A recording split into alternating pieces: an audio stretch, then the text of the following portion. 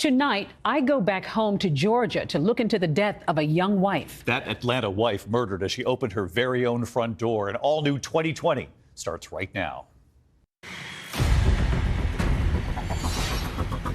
This is a true murder mystery.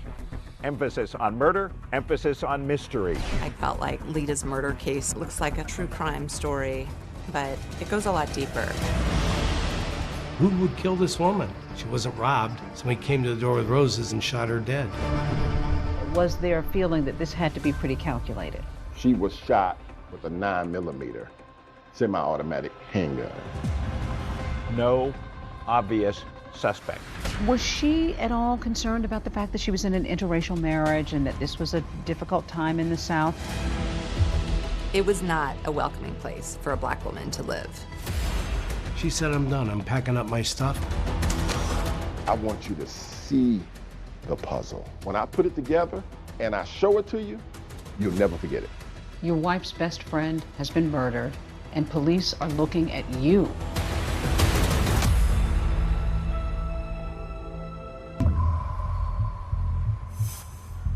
It's a chilly, drizzly winter Atlanta morning, and 35-year-old Lita McClinton is suddenly awakened. It's around 8:15 in the morning, and she heard the doorbell ring. And she tightens up her rope and goes downstairs to open the door. And I think she was probably not going to open it, but she looked through the keyhole and saw that the person had a box of flowers. There was a man standing at the door, holding a long white box of long stem roses that had a big, thick pink ribbon around it. So she receives the flowers, thinking that this is a delivery. She was really excited. She thought that it was a gift from one of her friends. In a sea of red brick townhouses, Lita's white one stands out. Her best friend Poppy and 3-year-old daughter have spent the night, and they are still in bed upstairs, just waking up. Poppy hears her say, "Good morning," to the man at the door. The flower delivery man produces a handgun. He fires a shot. She actually put the box of roses in front of her face. The second shot went right through the center of her head, and she fell with a large thud. Lita's friend Poppy was upstairs with her toddler, and right away she grabbed her daughter and hid her into a closet and said, "You gotta be quiet as a mouse." She didn't know if the gunman was gonna come for her. Lita's neighbor hears the shots, then sees the guy running like a bat out of hell, just booking it out of the complex, and he calls 911. The first police officer is only a few blocks away, and he gets the has been shot. Lita's mother called her husband. When they went to the hospital, they were put in a separate little waiting room. The doctor tended to Lita. He came out about 30 minutes later and said, "I'm sorry." Never get easier because she's gone. We should have gone first, not her.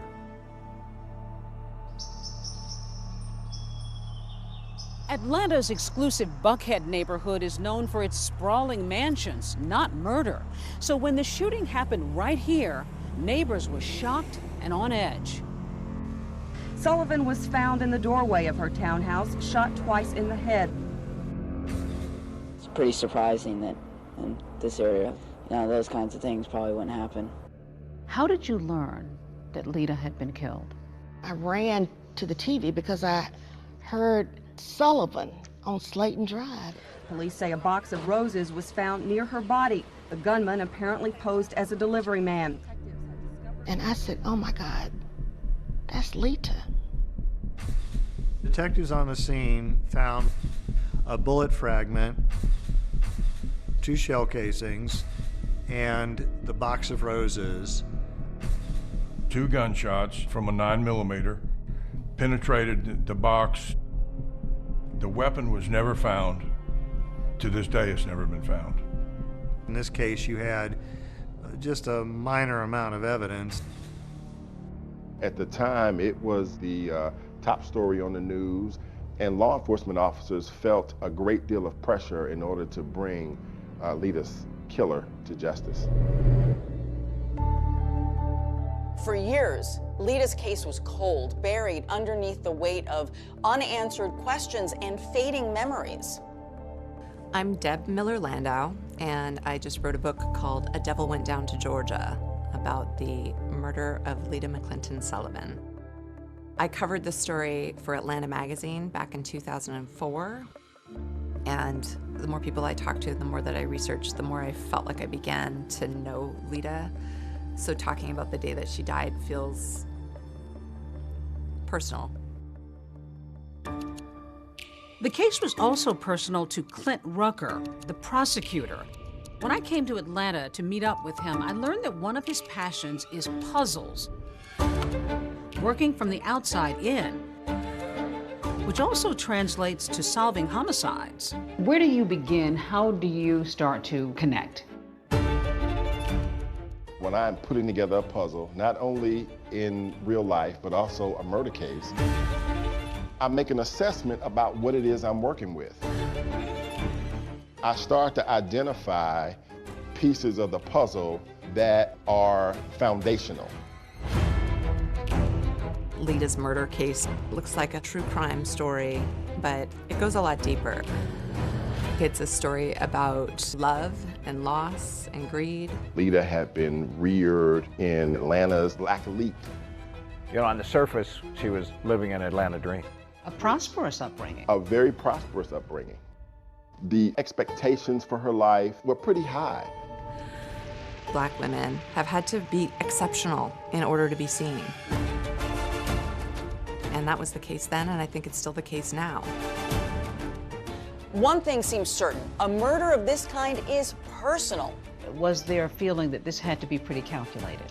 Police knew almost immediately Lita Sullivan was the intended victim.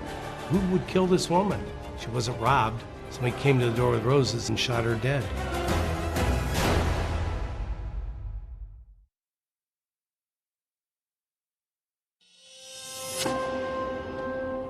Atlanta had its fair share of crime, but this was most certainly one of the highest profile cases that got reported in the news. Sullivan was shot twice in the head. A box of roses found next to her body. Using a flower delivery man and shooting her, it was something that just kind of stuck out to me.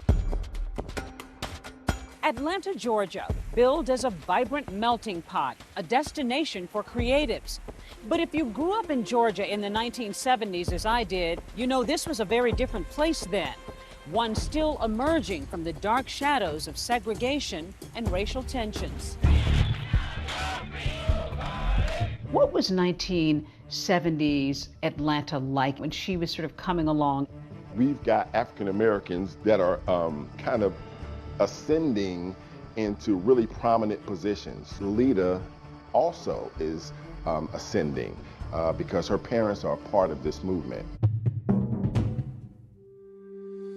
Lita's parents, Emory and Joanne McClinton, were both power players, movers and shakers in Atlanta. Emory McClinton was on the State Board of Transportation. Joanne McClinton was a member of the Georgia legislature. Joanne will tell you stories about being in really interpersonal meetings with Dr. King. She was the Maynard Jackson's campaign manager when he ran for mayor. I think the McClintons had high expectations for who Lita would become. Lita Sullivan was a true daughter of Atlanta. She was just a gem, very, very proper. And she had grown up in a world of cotillions, so she really was sort of that classic upper crust black person growing up in Atlanta. She knew where she was going. She had a great sense of style. And absolutely charming. After high school, she went on to Spelman College. Her parents sort of hoped that she would enter the political arena like they were, but she was very much into fashion. She was working at a boutique at Lenox Square, and in walks this guy who had unruly curls and weird glasses and just immediately saw Lita and was taken with her. Fresh out of college, 24-year-old Lita is smitten with James, Jim Sullivan. He's a bit older, 35, and he's also white. He showered her with gifts. He just completely showered her with attention. He comes in, he dazzles her. What did you learn about him? I learned that what he saw was a fantasy in Lita. I think he looked at her as a young, very attractive, very smart African-American female. Another big difference between them is class. Lita has been raised in Atlanta's high society and Jim on Boston's gritty South Side. He grew up in a very middle to lower middle class environment. He went to Holy Cross College, got a bachelor's degree in economics. He always wanted more for himself. He always wanted to be a rich person, but it didn't seem like that was in the cards. He was an accountant. He was working hard, but he really wasn't getting ahead. But life is about to change for Jim Sullivan when he inherits a thriving liquor distributorship from his uncle, worth millions of dollars. Crown Beverages was worth around $3.2 million. Jim had become a wealthy man.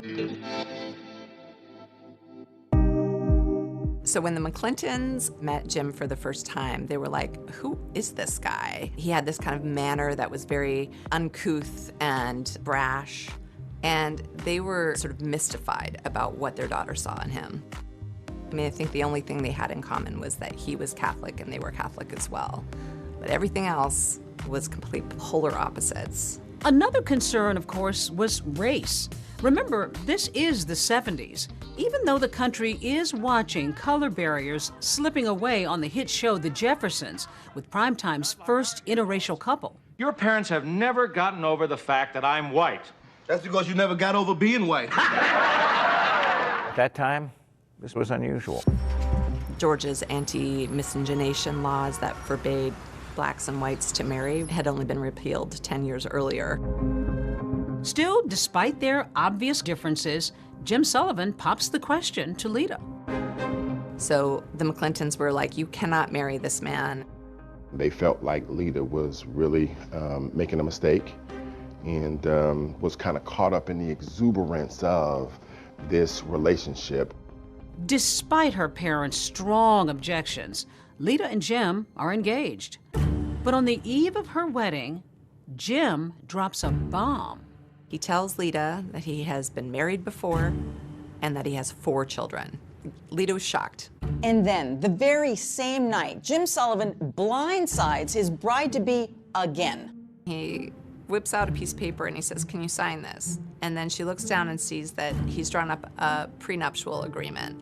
And she's like, what is this? Apparently determined to protect his newfound wealth, Sullivan surprises Lita with a prenup, which says that in the event of a divorce, she would walk away with virtually nothing. She's reluctant, but the cake is ordered, the flowers are ready, so Lita signs the agreement and ties the knot anyway. Lita got married in 1976. It was a small ceremony in Macon, Georgia. Joanne McClinton would later describe that as the worst day of her life.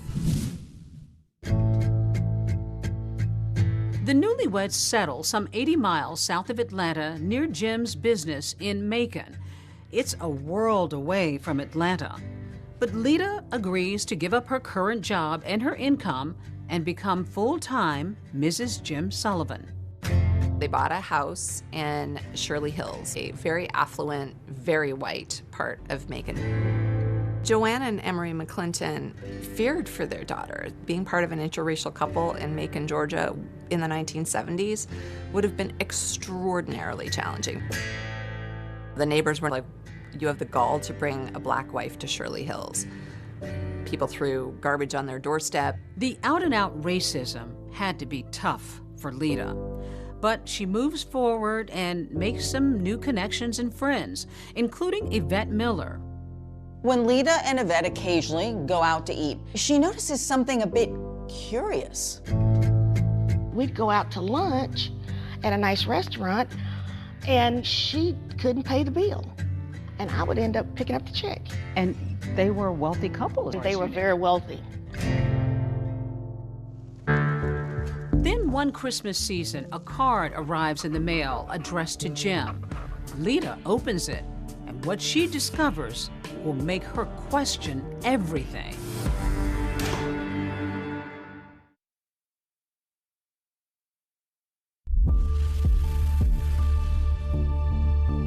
Lita and Jim Sullivan's first few months of marriage seemed to be going well. They were both intelligent, both attractive, definitely upper class, high society. But just beneath the surface, there's some obvious cracks. They seemed to be loving at first. At first? He was not that nice to her, and he was not that kind to her. Was he brusque? Was he brash? He was a bit arrogant. Even though he had all of these resources, he did not, in my opinion, take care of his wife. Friends say that the once generous millionaire has suddenly become a miser. He was notoriously cheap. He would wear his dead uncle's clothes around the house. He would use the sheath from the dry cleaning as saran wrap in the kitchen. He didn't want Lita to work, but he kept her on a very tight allowance where he gave her $150 a week. Did she express any discontentment with her marriage? When we were at those restaurants, Jim just does not give me enough money to take care of me and the house. You know, she clearly was not happy. Was there talk of infidelity? Lita had several instances where she questioned whether or not her husband was actually having an affair. One day she finds a long blonde hair in their master bathroom, and she asks Jim about it, and he says, "I don't know what you're talking about." They got into this cycle of, she accused him of philandering. He would deny it, and then he would buy her sort of an expensive jewelry apology.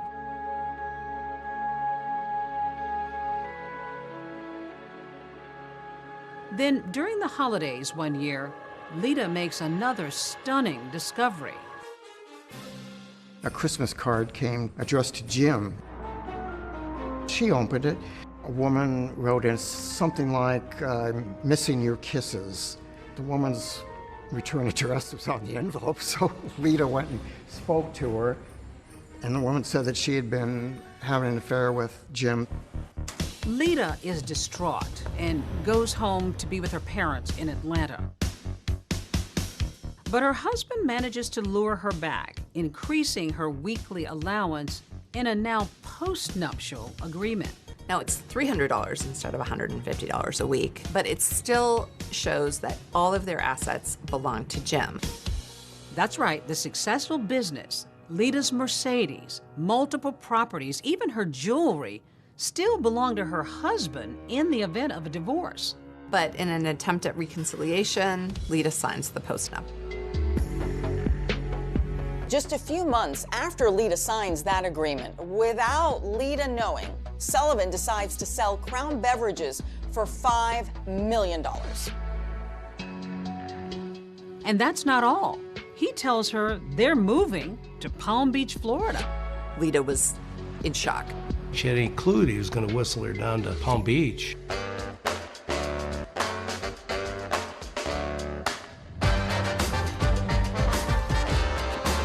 But Lita's new Florida home, located a stone's throw from what would become Mar-a-Lago, is more elaborate than she ever would have imagined.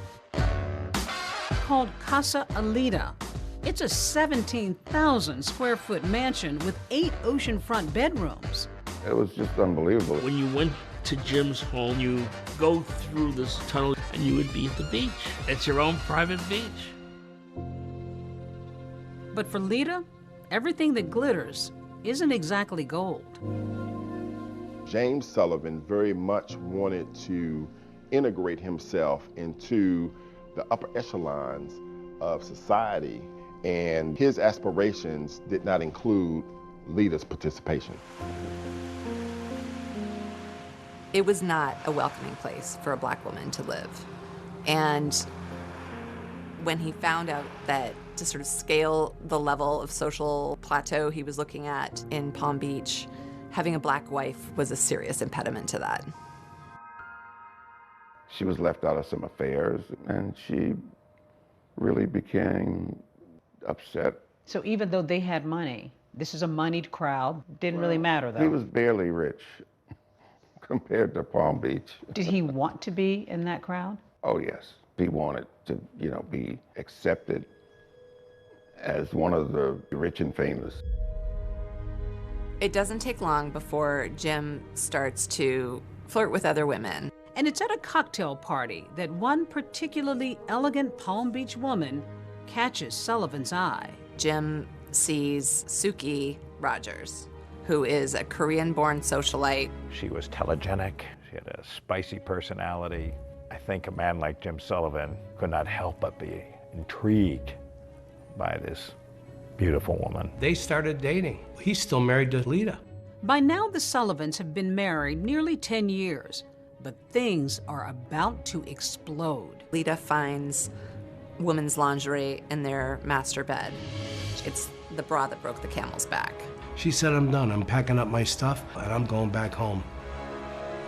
Lita arrives back in Atlanta. The very next day, she files for divorce from Jim. But Sullivan fights Lita every step of the way, and the divorce drags on.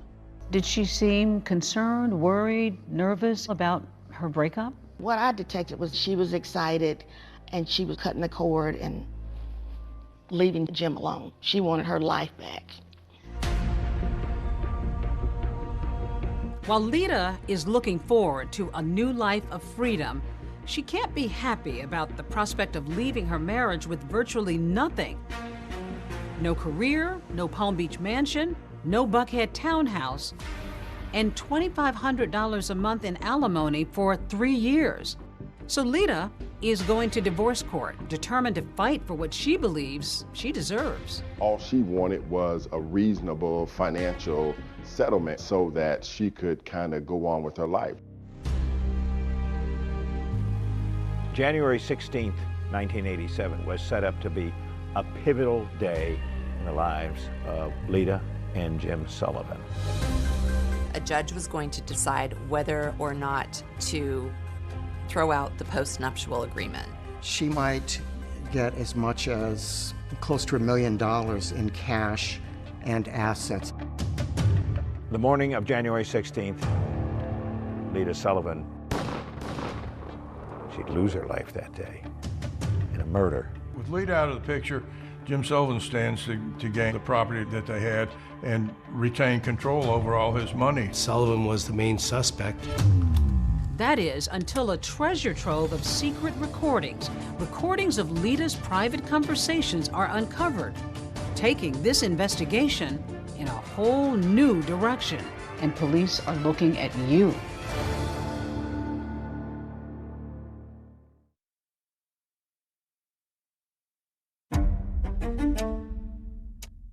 You make a big circle and you put everybody in it that's close to Lita. Everybody's a suspect. But the first one would be the husband. The first and obvious suspect was James Sullivan, who stood to gain everything from her death, all the property, all the monies, and who was contesting the divorce. Detectives went down to speak to him in Palm Beach, and they put him through a polygraph. Jim Sullivan not only passes the polygraph, but there's something else. He has an alibi that puts him nearly 700 miles away from the crime scene. James Sullivan was actually in Palm Beach at the time of Lita's murder. When you first look at it, it looks pretty cut and dry. When you interview all the people involved, everybody points in one direction, towards the husband. But when you sit down and look at the facts, I'm not so sure that the husband is the person that committed the crime. Nothing surfaced in the early stages of the investigation that implicated Jim Sullivan in the murder. Sullivan is cooperating with authorities, and during his interview with detectives, he mentions the name of his friend, Marvin Marable. At the time of Lita's death, Marvin and James Sullivan had a very close relationship. Remember, Marvin Marable is married to Lita's best friend, Poppy, who was in the Buckhead townhouse with her 3-year-old daughter the morning that Lita was murdered. But back before the shooting, the friendship hadn't always sat well with Marvin. When Lita moved back to Atlanta, they started, hanging out together. So she's disillusioned by her relationship. Did her failed relationship have any impact on your relationship? Well, from the standpoint of them, being together all the time and going out, yeah. Commiserating. Oh, absolutely. Certainly didn't help. And I can understand her being there for her friend, but, sometimes you can go overboard, which is what happened in our relationship. Marable, a former New York State trooper turned entrepreneur, says Lita would often spend hours at his home with Poppy. And it was during this time, he says, coincidentally or not, that his own marriage began to unravel. I found a letter where Poppy was planning to file for divorce. So she was planning to file for divorce without your knowledge? Oh, yeah. That had to be a shocker. It was. So then you decided to try something a little questionable after that. I have a background in law enforcement. I don't see it as questionable. It's your own telephone in your own house. I put a recorder on the, people call it a tap, on the phone, and I started recording conversations. In the house phone? Mm-hmm. On the house phone. He began listening to Poppy and Lita's conversations and ended up recording more than 300 hours. In doing those very personal conversations between girlfriends, Marvin Marable learns that there may be some information that James Sullivan might be interested in learning that will be helpful for him in his divorce case. He tells Sullivan about the tapes and what's on them, specifically Lita's post-divorce plans. And soon enough, the two disgruntled husbands are conspiring to get the best of their soon-to-be ex-wives in divorce court. Marvin Marable travels down to Palm Beach under a false name, and the two men listen to the tapes, and Marvin says, "I'm not gonna record anymore," and Jim says, no, keep recording. Was there talk of money? Yeah, he offered $30,000. Jim says to Marvin, if the judge decides to honor the postnuptial agreement, he's going to give Marvin $30,000 for the use of the information on the tapes. What kinds of things did Lita talk about that could be helpful to either one of you? There were some guys that, she would talk to, but she was legally separated. But then, just a few days after Marvin and Jim's secret meeting at Casa Elita, Poppy and Lita somehow discovered the recording device. How did they react? It wasn't nice. She filed for divorce the next day. She was angry. She was very angry. Lita was upset too, so upset that she reported Marvin to the authorities, and he was charged with possession of an eavesdropping device. So when police questioned Sullivan about who might have a motive to murder his wife, he tells them to look no further than Marvin Marable. And sure enough, only a few days after Lita's death, Marvin is being questioned by the Atlanta Police Department about Lita's murder. I go down for the interview, and the first thing they did is read me my rights. And from there on, it was just a nightmare. I was a prime suspect. You have a law enforcement background, so you knew what police were. So I knew that I was being followed. I could pick the investigators, police, could pick them out all the time. Jim had mentioned my name to them. He said, look at Marvin Marable. This was serious stuff. Oh, yeah. How worried were you? I was very worried.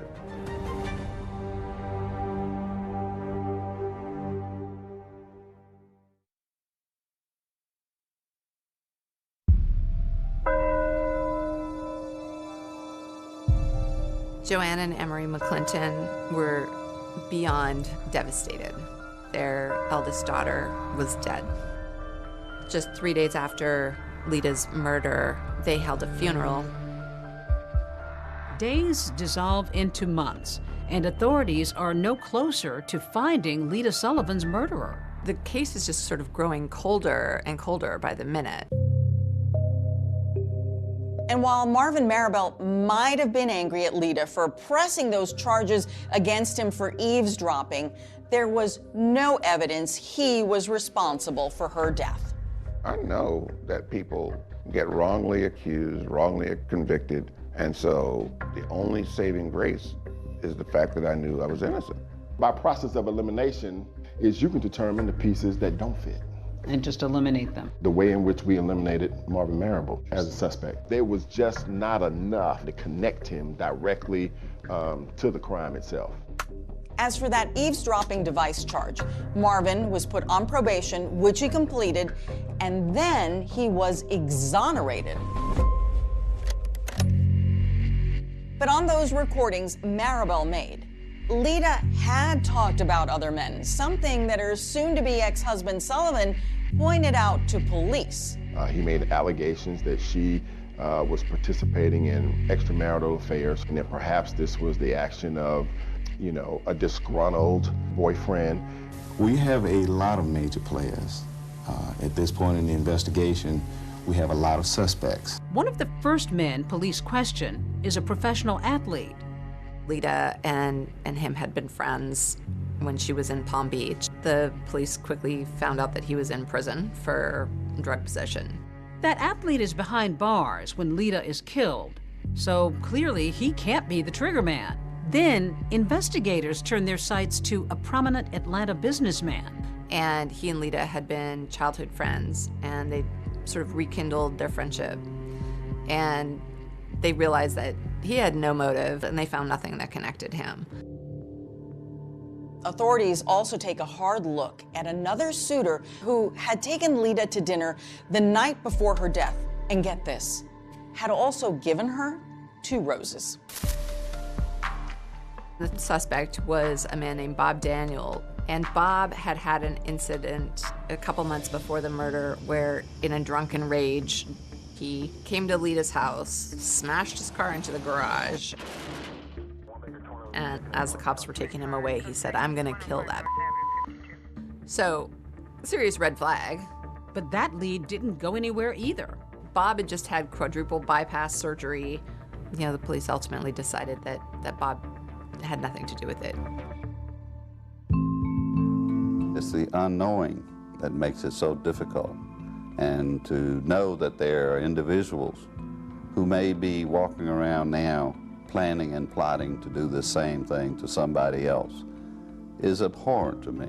I remember having the impression it was like a festering wound for them.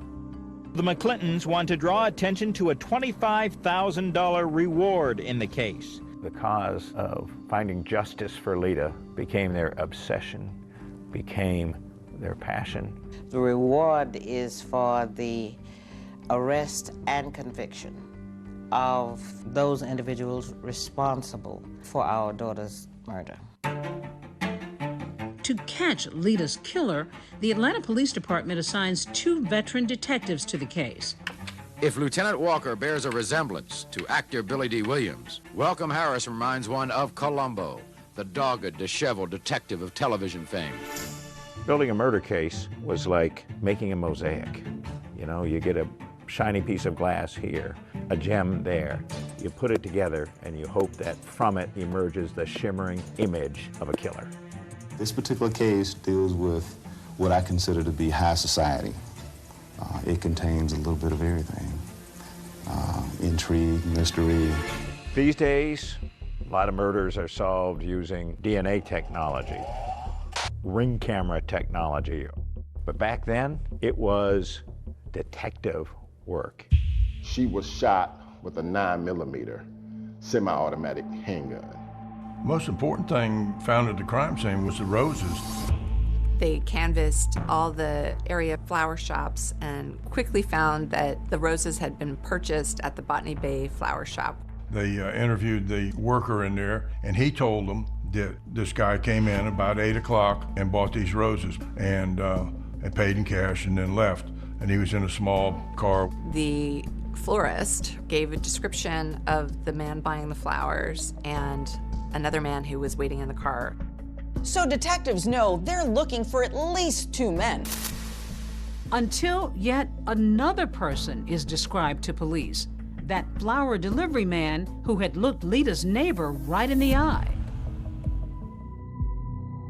There was a next door neighbor of Lita's, lived over on the right side of her condo. He lived there. His name was Bob Christensen. He actually gave a description of the flower delivery man as a Caucasian, middle-aged man. They went down to the police station and worked with a police artist and got sketches. As the sketches were being completed, the officers were realizing, obviously, that the shooter was not Jim Sullivan and that the other individuals were all 3 distinct individuals. They didn't look anything like each other, so therefore we knew 3 people were involved. For investigators, this has all the earmarks of only one thing: murder for hire. All the evidence pointed to a hitman showing up at the front door, posing as a flower delivery man, and firing a gunshot into Lita's head. With investigators now exploring the possibility that Lita was murdered by a hired gunman, another critical piece of evidence comes to light: a mysterious phone call. And what they found was that on the same day that Lita was murdered, about an hour after the actual shooting, there was a collect phone call that was placed from a payphone right outside of Atlanta, Georgia. Was this a call from the killer? I don't know about you, I haven't had a collect call from a payphone. So as a cop, you probably go, I wonder if that's connected. And a tip from a woman 700 miles away may just be the big break investigators have been waiting for. I said, anyone knows that if you wanted to get a woman to answer the door, all you would have to do is take flowers to the door.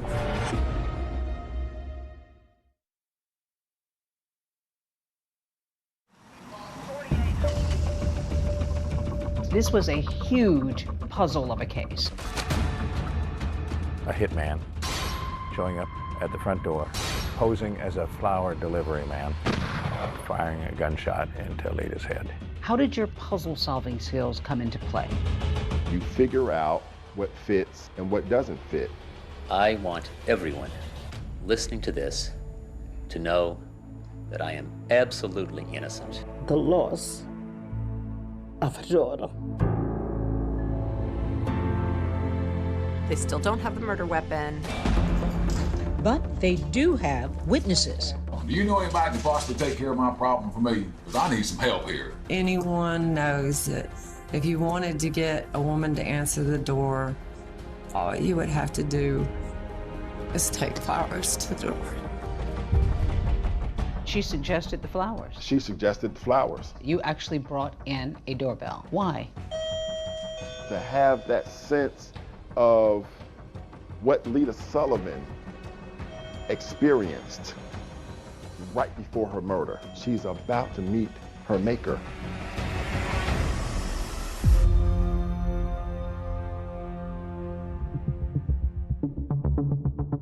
It's a deadly delivery of a dozen pink roses. 35-year-old Lita McClinton Sullivan opens her front door and is suddenly gunned down.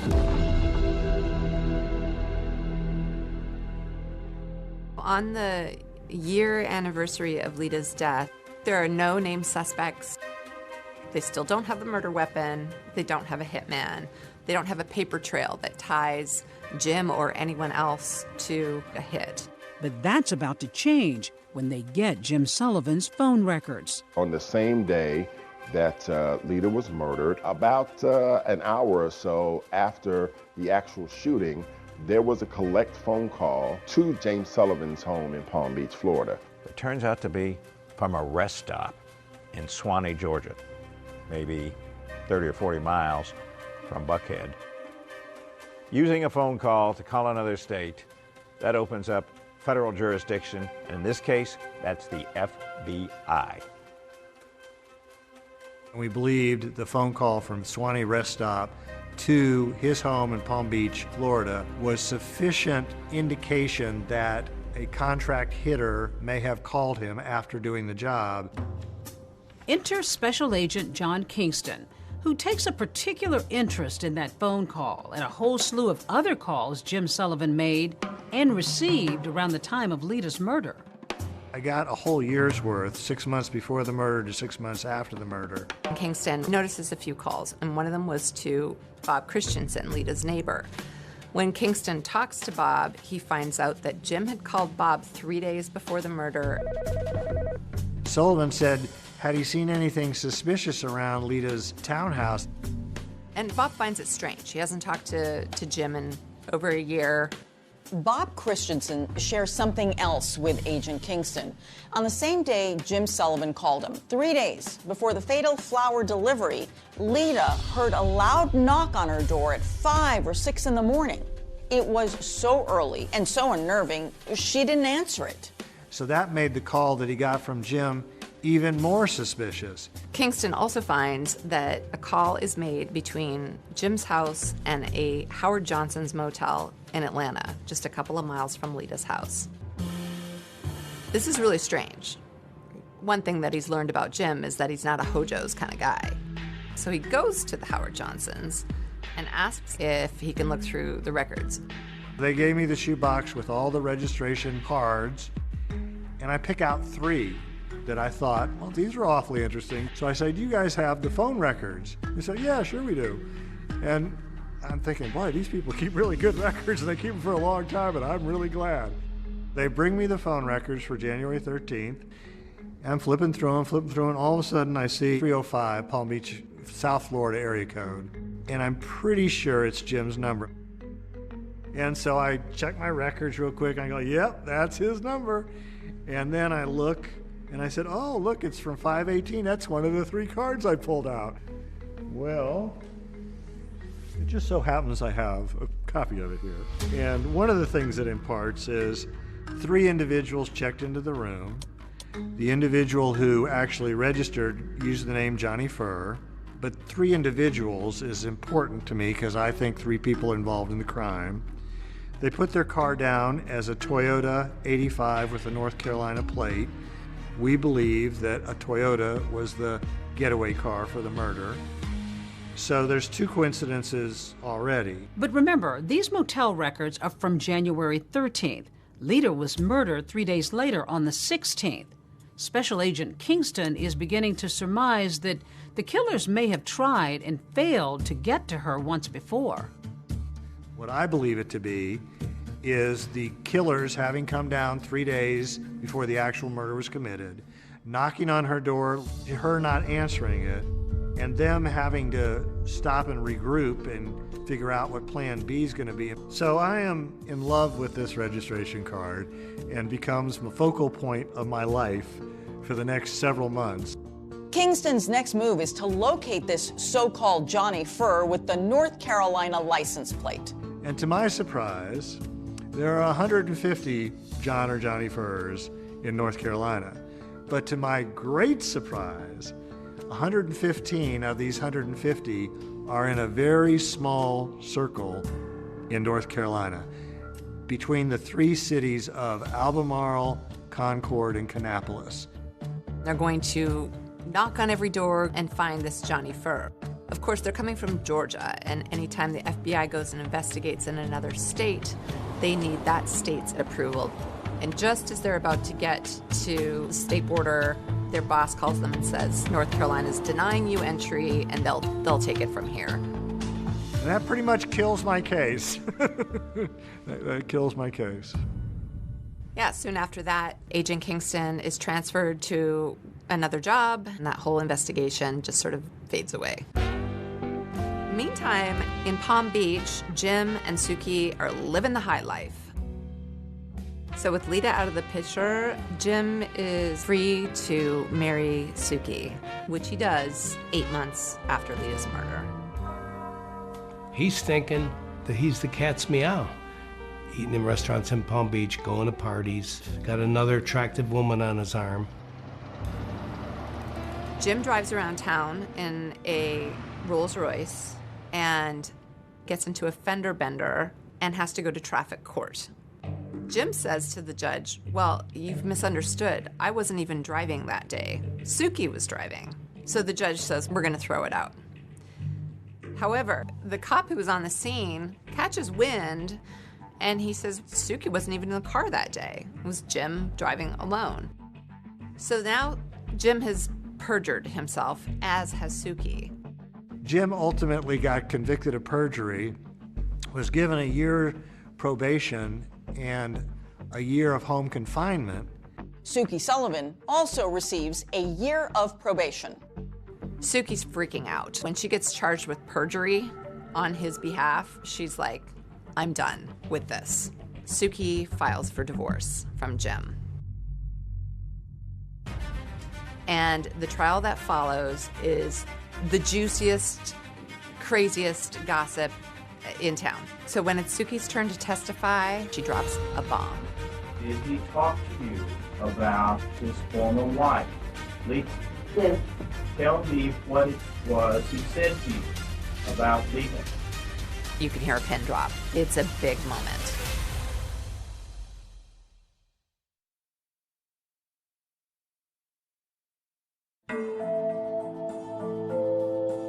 After 33 months of marriage, Suki files for divorce from Jim.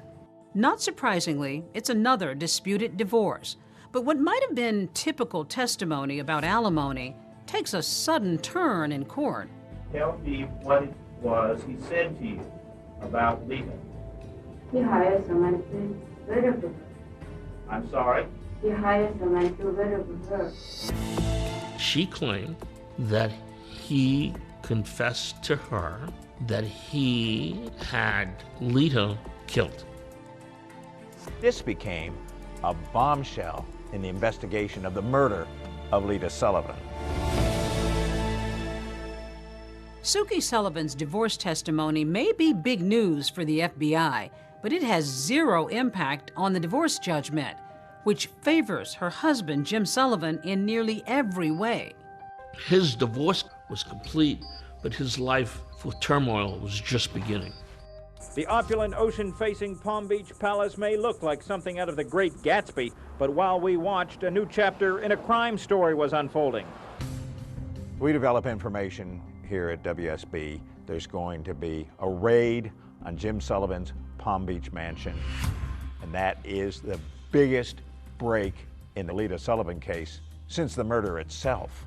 Investigators from the FBI, Atlanta Police, and the Georgia Bureau of Investigation were on the grounds of a mansion identified as that of James Sullivan.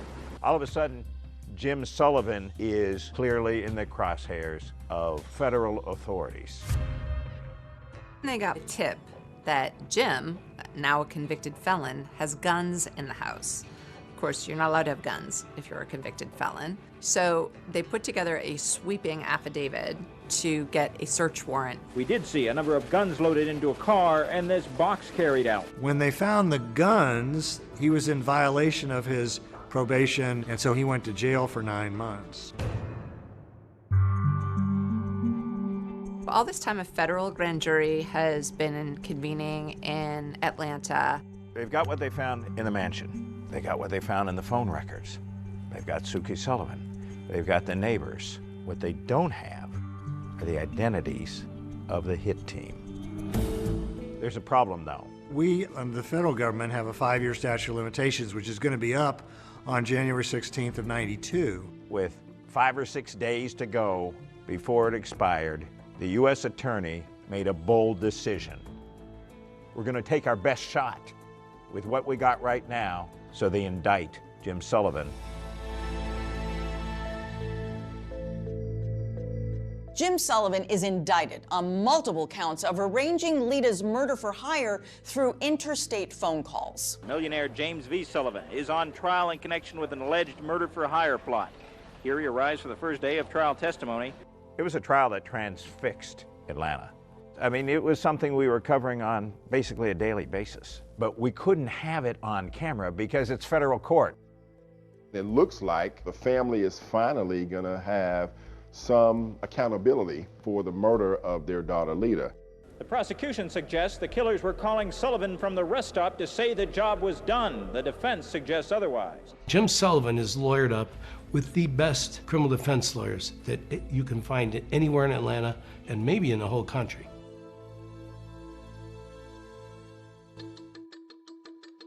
There is no evidence at this point in this case who placed that call or whether that call was placed by anyone connected with the crime. The prosecutor spent 2 weeks telling their side of the story. Suki, the woman he married months after Lita's death, delivered some of the most dramatic testimony the jury has heard. They build what they feel like is a really strong case. And then a big bombshell hits. The judge says, I'm forced to dismiss this case for lack of evidence. Judge Marvin Shube ruled that, in effect, even if Sullivan may have been involved in the murder for hire, the government fell short in proving the phone calls related to the murder. This is one of the most difficult decisions I had to make because I firmly believe in the jury system. And then he looks at Jim and he says, you've been acquitted. Is over. The family at that point, I guess, is just sort of at a loss. How devastating was that for them? They felt like the justice system had let them down. I was not expecting this. It's extremely difficult. The system today is weighed in the favor of the defense. James Sullivan seems to have gotten away with murder. But Lita's parents aren't giving up. They file a wrongful death suit in Palm Beach, Florida, and they win. We, the jury, return the following verdict. The jury deems that Jim is guilty of wrongful death. Total damages of the estate of Lita McClinton Sullivan, $4 million. But Sullivan is able to hide his assets and not pay any of the civil judgment. Jim Sullivan appealed their civil judgment, and he won by having the Florida court say that they had filed it after the Florida statute of limitations. Once again, Jim has wiggled out of any responsibility, and the family is left dumbfounded. Until a call is received out of the blue. A young woman comes forward. It proved to be the break in the case that everyone was looking for.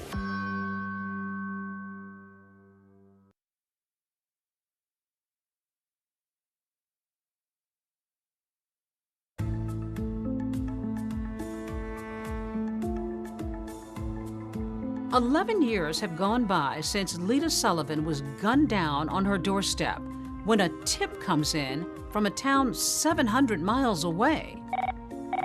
A call is received out of the blue, and the individual calling is an attorney in Beaumont, Texas.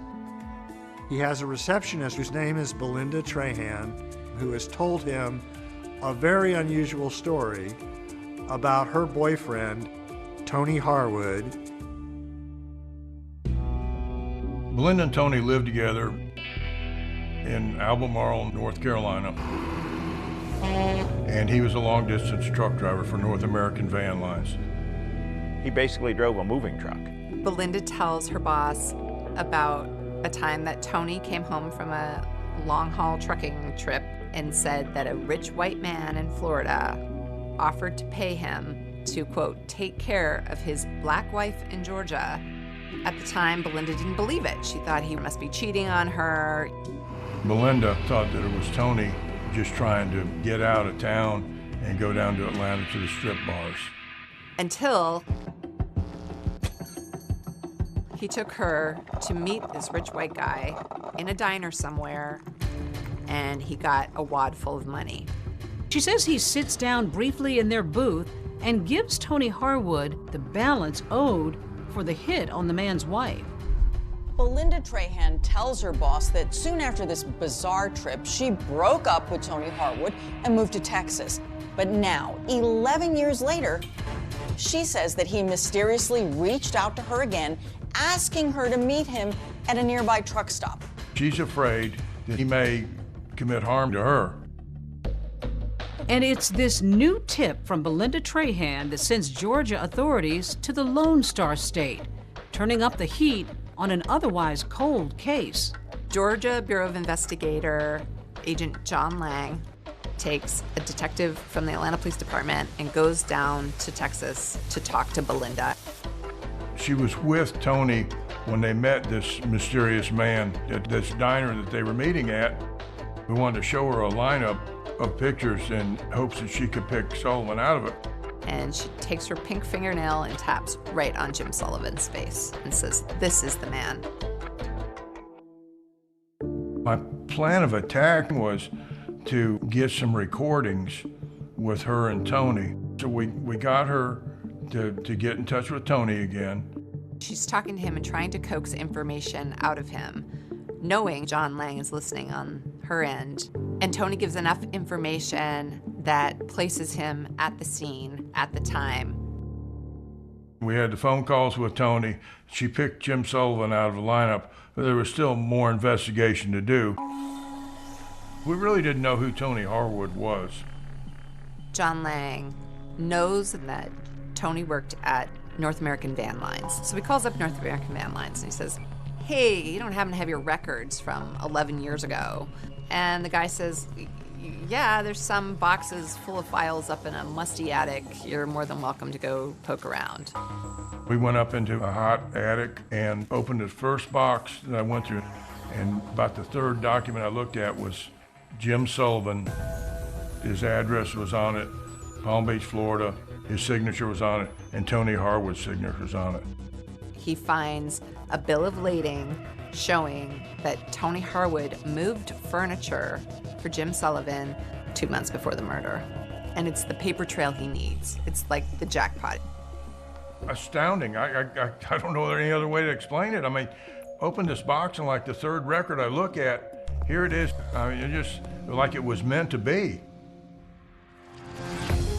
On a Sunday morning in April of 1998, John Lang and local authorities go knock on Tony's door in Albemarle, North Carolina.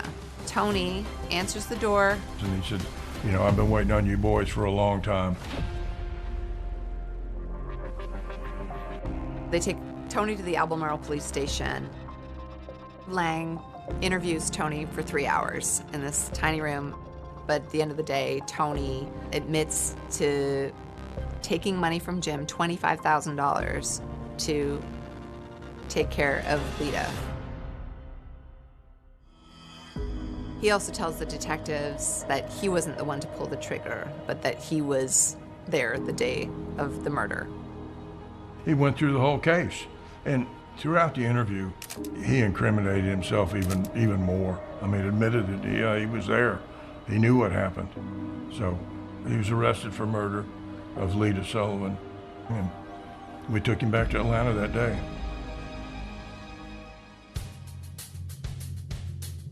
After Tony's arrest, things moved pretty quickly.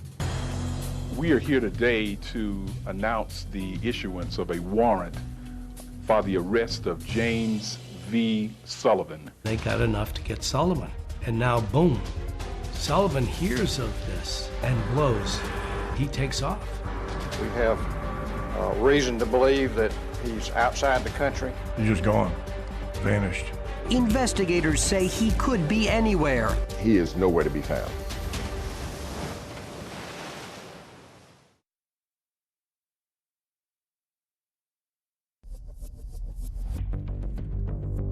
We certainly do not know where Mr. Sullivan is. We have reason to believe that he's outside the country. More than a decade after his wife Lita was murdered, Jim Sullivan seems to be playing a game of catch me if you can with authorities. There is an international manhunt for James Sullivan. Well, Jim moved to Costa Rica, actually bought a home there. In 1998, after an arrest warrant was issued for him, he immediately, like that night, went to Panama. If you have any information concerning James Sullivan, you should contact the nearest U.S. embassy or consulate. We didn't know exactly where he had flown from Panama, and we didn't know exactly where he had gone. His trail goes cold. They put him on Interpol, and it was just cold. They've tapped phone lines, anybody that he might have called, and he's called no one, not even his mother. There was a few tips that came in. The tips are just dead ends. The McClintons, they're dumbfounded that this guy could, get away again. But in late 1999, with Sullivan still completely off the grid, the heartbroken Emery and Joanne McClinton do get some good news. Last week came this, a court decision reinstating a $4 million judgment against Jim Sullivan in connection with a wrongful death case brought in effect by Lita's estate. Lita's family and law enforcement officials hope that a renewed hunt for Sullivan's money will help smoke him out. Where you find Sullivan's money, you're going to find him close by. But even this goes nowhere. Fast forward to 2002. There is no sign of Jim Sullivan. We tried every effort in our arsenal to try and locate him, to put him on the FBI's wanted list, but to also put him on the top 10 list, which is very unusual. You don't get on the top 10 list very easily. Then we also featured him on America's Most Wanted. The most recent picture we have of Sullivan is at least 5 years old, so the FBI age-enhanced this photo, which may bear a closer resemblance to Sullivan's appearance today. If you recognize James Sullivan from either of these photographs, call us now at 1-800-CRIME-TV. A man sees America's Most Wanted on television and goes, I know that guy. He lives in my condo complex in Chiam, Thailand. And sure enough, he calls the authorities. He went to Panama, to Venezuela, and eventually to Thailand, where he got a beachfront condo. He spends his days walking on the beach, sitting by the pool, occasionally playing tennis, as though no other troubles in the world. The Thai police knock on Jim Sullivan's door on July 2nd, 2002, and say, you're under arrest. The McClintons can hardly believe it. Individuals behind us.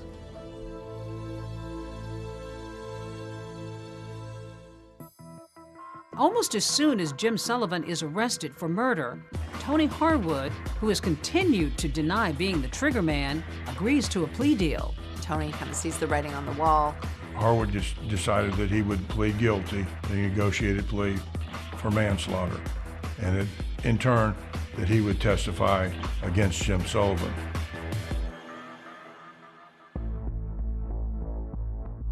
It took 2 years, but he finally was extradited back to Atlanta in 2004.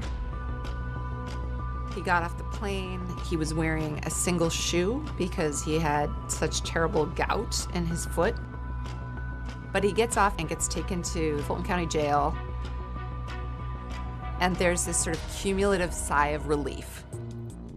To be clear, Sullivan being tried for murder in Georgia is not double jeopardy. For one thing, it is a state case, and the previous one was a federal case, and that specifically was for arranging Lita's murder for hire over the phone.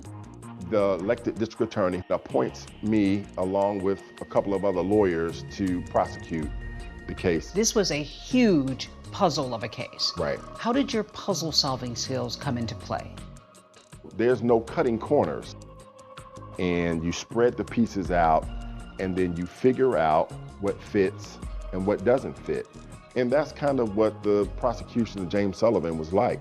It was putting together all these different pieces so that we could make sure that the prosecution of the case was done accurately and with integrity. What concerned you going into this trial? He was rich. He was a white male. He had escaped the federal authorities before, and he had two of the best criminal defense attorneys representing him. They are sharp, and if they can find a way out, they're going to find a way out. There will not be one shred of physical evidence that links Jim Sullivan to this crime. Jim has eluded justice so many times that there's a real palpable fear that he's going to get away with it, that he's going to elude justice again.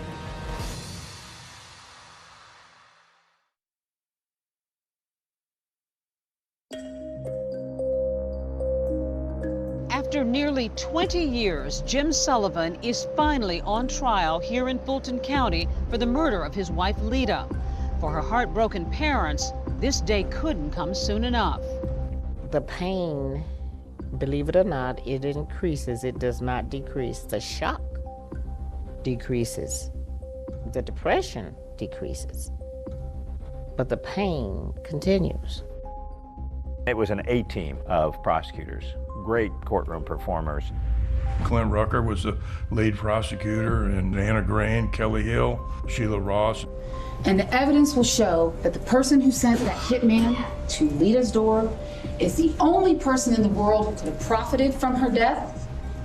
It is the only person in the world who met Tony Harwood and paid him off for killing her, and is the only person in the world who fled halfway around the world to avoid facing you. Jury was 9 women and 3 men. The jury is also racially mixed.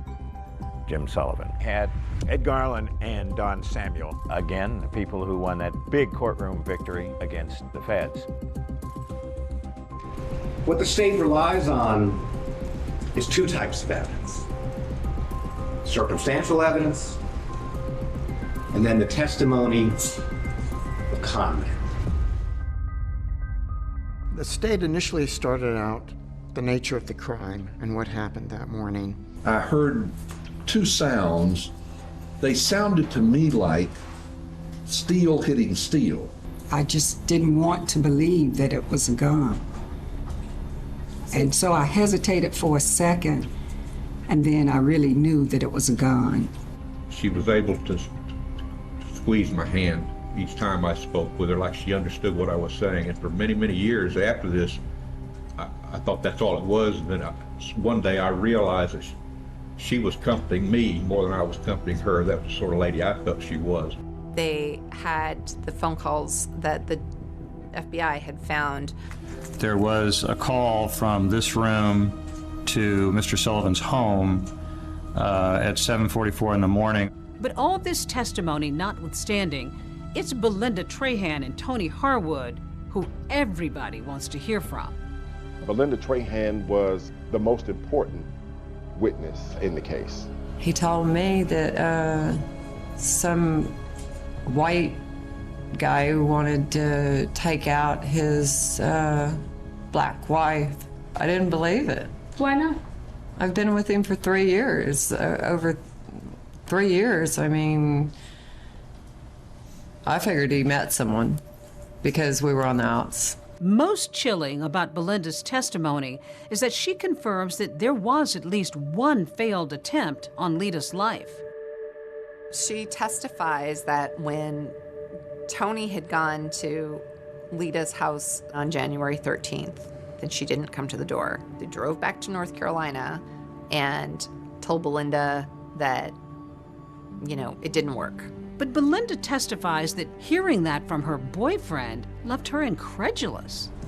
I said, just don't even lie to me. I said, because anyone knows that if you wanted to get a woman to answer the door, all you would have to do is take flowers to the door.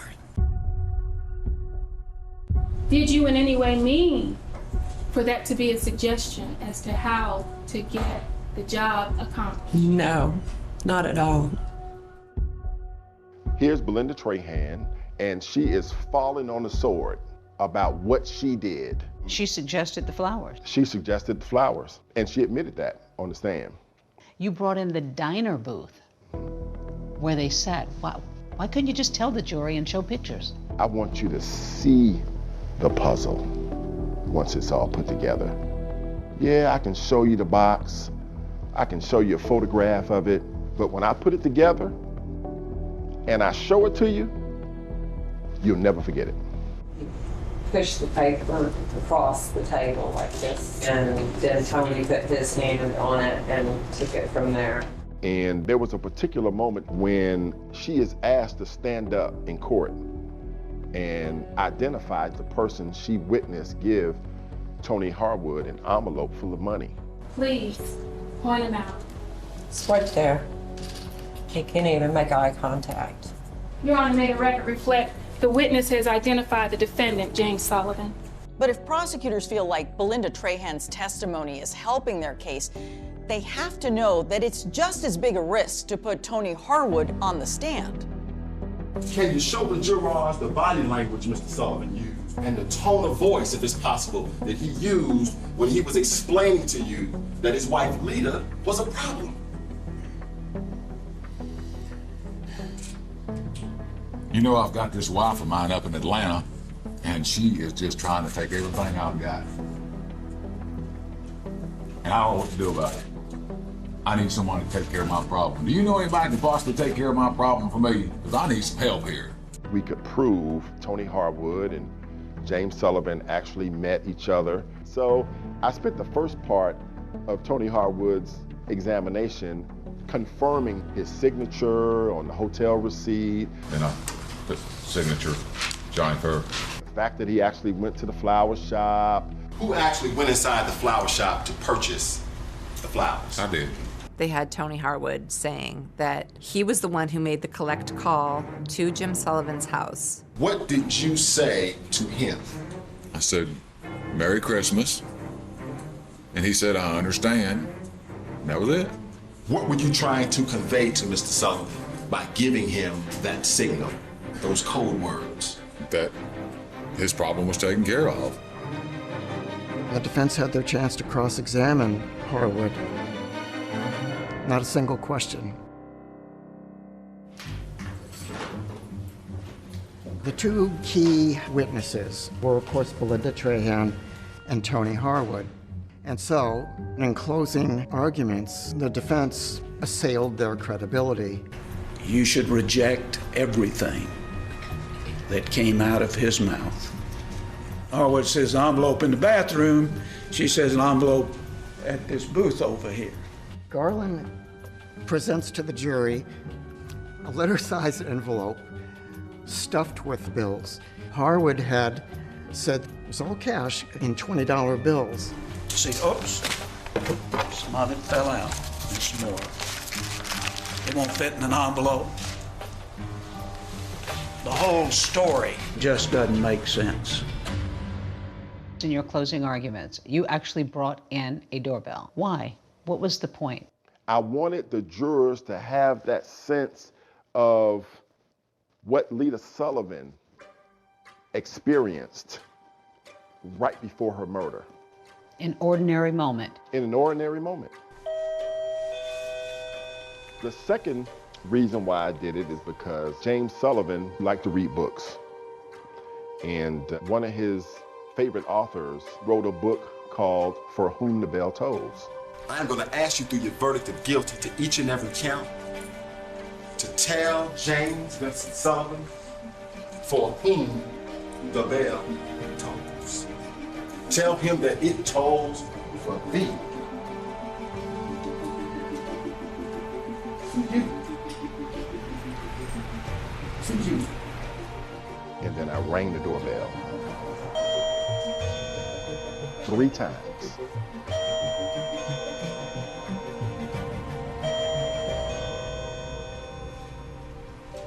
As the jury goes out to deliberate, I think there's a real fear. Are they going to do it this time, or is it going to be like every other time? I do not see this as a slam dunk for the state. There's this anxiety. You're worried, but you're hopeful. I don't care who you talk to that does this kind of work as a litigator. They will tell you, oh, I can look at the jurors and I probably can tell you what they're going to do. No, you don't. You don't.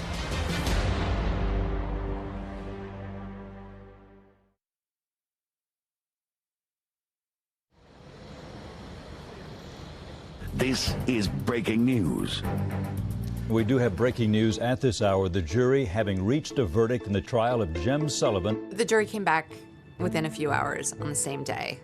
It was so silent, and the tension was just palpable. There's this anxiety. You don't know what it's going to be. You don't know how it's going to turn out. And you're worried, but you're hopeful.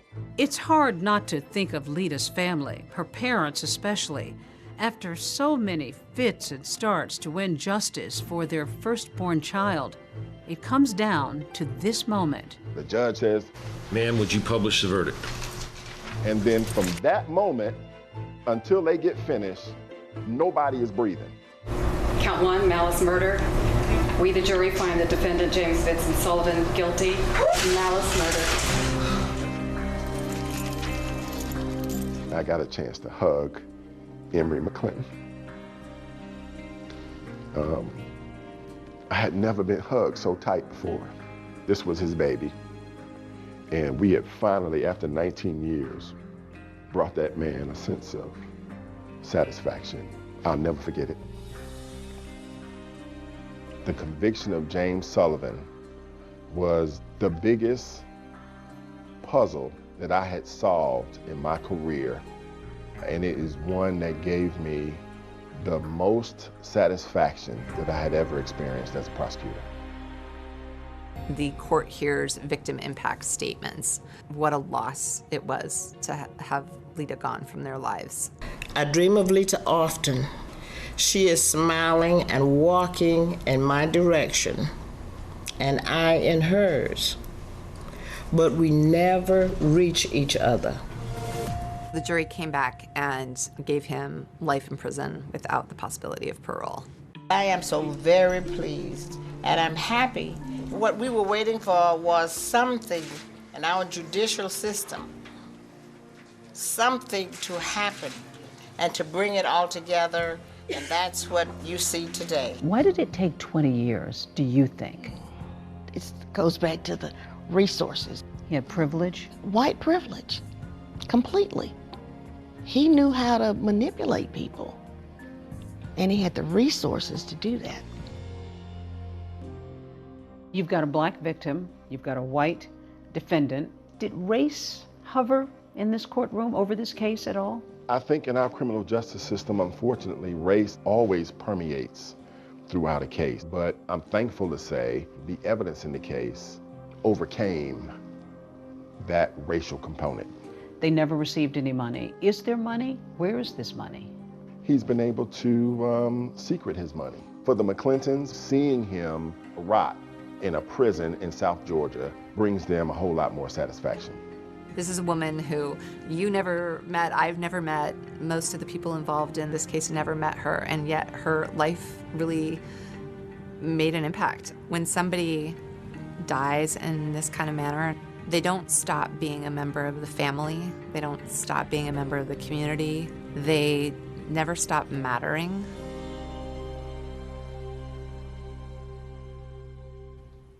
David, Tony Harwood was released from prison in 2018 after serving his 20-year sentence. Jim Sullivan remains behind bars with no possibility of parole. As for the other two men who were seen at that flower shop, no one else was ever charged. That is our program for tonight. Thanks for watching. I'm David Muir. And I'm Deborah Roberts. From all of us here at 2020 and ABC News, good night.